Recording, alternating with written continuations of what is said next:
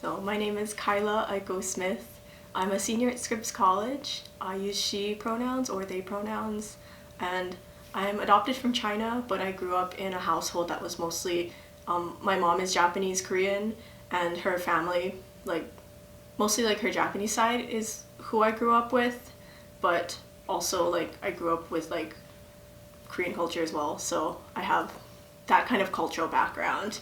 I did go to Chinese school and stuff like that, but I didn't really grow up with the Chinese culture, so I feel a lot of times I feel I'm at this strange in-between where I'm not sure, in certain situations, I'm not sure whether or not it's okay to be oh, I identify as Japanese or Korean, because ethnically I'm not those, and there's also a lot of history of tension between these nations, so it's a difficult line to tread sometimes. I've been doing this routine since about middle school, I think, because I was kind of confused about lines between cultural and heritage, and if those lines exist. I was am I allowed to claim this? Am I allowed to say that this is part of my heritage? And so in an attempt to get some sort of authenticity, I think I kind of started looking into more things about Japanese culture, especially because I felt really removed from Japanese culture growing up as well. I started looking into what's popular in Japan, and at that time it was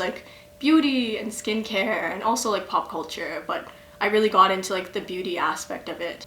I kind of started looking into skincare when I started getting more interested in cultural and culture and what that kind of connection would mean. I think especially because I kind of formed those thoughts when I was younger and I'd like to say more impressionable. That's why it's kind of stuck in this way. And I think that's why a lot of them, or all of them, are not US based. The first time I went to Japan was in 2013, and when I was there I bought some products, and I think that's just kind of continued because I've had opportunities to go back to Japan since then, and I've also bought new products or replaced old products. So a lot of these products I have are from Japan.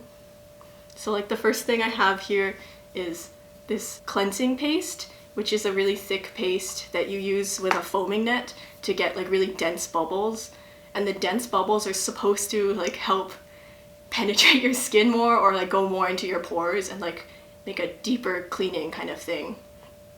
And I think I bought this because I saw some Japanese YouTuber use it, and she was talking about how popular it was, and I was oh, I have to try it.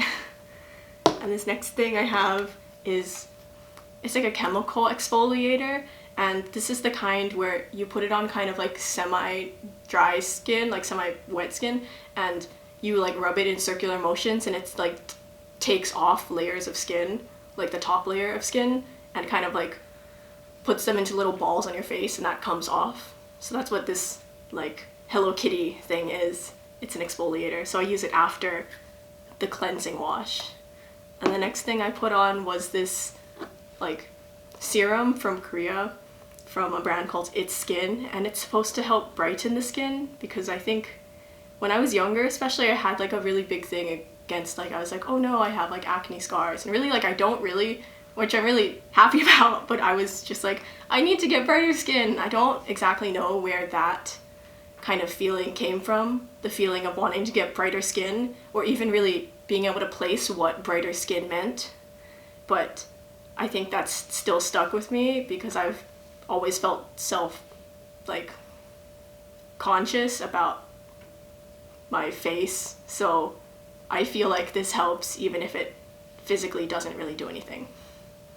The next thing I put on is this soy essence, kind of soy extract moisturizer. It's a thicker formula, and usually I wait a while between putting a lot of these things on, but in the video, because of your project, for this time I just kind of put them all on in succession.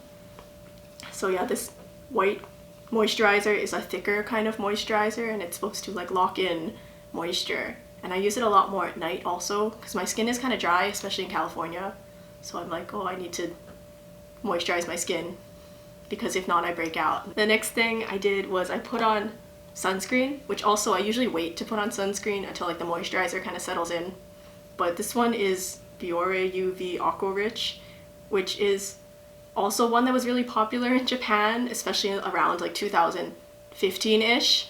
There was another formula of this that was really popular with a slightly different packaging. Like this one is a newer formula and it has like a cooling effect. I bought this when I was in China this summer doing research because I ran out of the other one. So this one actually is kind of different from like the original one that was really popular, but it's really light and absorbs quickly. Because it feels so light, it doesn't feel like putting on sunscreen that I really associate with like childhood and like beaches and like that like really strong scent of sunscreen. Like the last thing I did was I put on concealer, which is just like a drugstore concealer, and to put it on I used the little cushion puff from this like cushion compact. It's like a Line Friends and Misha collab, and I use it because it's supposed to be lighter and supposed to give like a more natural effect on the skin when you like blend it in. And that's my whole routine.